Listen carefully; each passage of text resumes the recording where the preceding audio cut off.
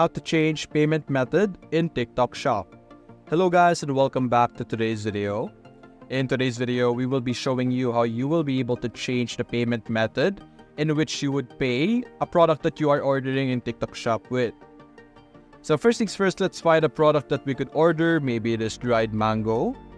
Let's simply click on add to cart. Select the option that you want to order and click on confirm. Now open your cart over here. Click on checkout. And in this section, as you can see, simply scroll down to the bottom and you will be able to see payment method over here. Simply click on view all option and you will be able to see all the different options for you to choose from, and simply select the specific payment method that you would prefer. It could either be credit, debit card, so you could connect it with any bank that you have as long as you have the card, of course.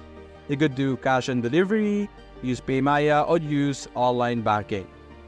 So that's basically it guys. If you enjoyed this video, leave a like and subscribe. Thanks for watching.